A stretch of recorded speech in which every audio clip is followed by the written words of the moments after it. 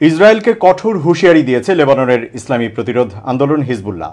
সশস্ত্র গোষ্ঠীটির এক নেতা এই হুমকি দেন, বলেন ইসরায়েল যেন কান্নার প্রস্তুতি নেয়। ইসরায়েলি সেনাবাহিনীকে শিগগির ভয়ঙ্করভাবে জবাব দেওয়া হবে।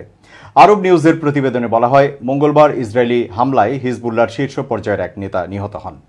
তালেব সামি আবদুল্লাহ নামে ৫৫ বছর বয়সী এই নেতা ফিল্ড কমান্ডারের দায়িত্ব পালন করছিলেন। তিনি গোষ্ঠীটির সামরিক নেতৃত্ব ও পরিকল্পনার জন্য গুরুত্বপূর্ণ ছিলেন।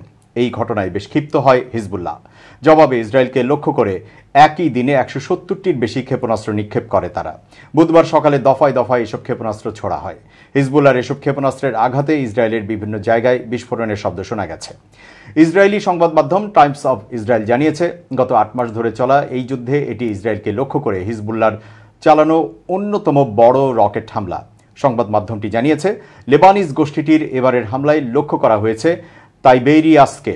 চলমান যুদ্ধে এর আগে এই অঞ্চলে কোনো রকেট ছুড়েনি হিজবুল্লাহ। রকেট হামলায় এখন পর্যন্ত কোনো হতাহতের খবর পাওয়া যায়নি।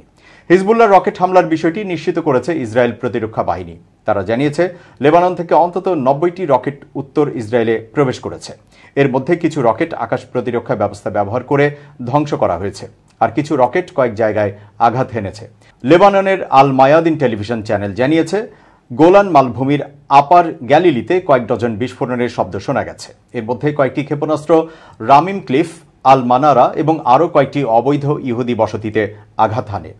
রকেট পড়ে বিভিন্ন স্থানে আগুন লেগেছে বলে জানিয়েছে ইসরায়েলি সেনাবাহিনী। তবে তারা দাবি করছে, এই হামলায় বড় ধরনের কোনো ক্ষয়ক্ষতি হয়নি।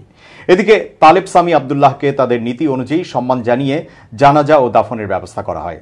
সামির কফিন হিজবুল্লাহর পতাকা মুড়িয়ে জানাজা স্থলে আনা হয়। সেখানে উপস্থিতরা ইসরায়েলের বিরুদ্ধে লড়াই চালিয়ে যাওয়ার শপথ নেন। জানাজার আনুষ্ঠানিকতায় ভাষণ দেন গোষ্ঠীটির কার্যনির্বাহী পরিষদের প্রধান সৈয়দ হাশিম সাফি আল দিন। তিনি বলেন, তালেব সামি আবদুল্লাহর শাহাদাতে তারা ভীত নন। এর জবাবে ইসরায়েলের বিরুদ্ধে হামলা আরও কঠোরভাবে জোরদার করা হবে। নতুন করে অভিযান চালানো হবে। যুদ্ধক্ষেত্রে শত্রুরা যেন হিজবুল্লাহর অপেক্ষায় থাকে। কান্না ও আহজারির জন্য ইসরায়েলের প্রস্তুত হওয়া উচিত।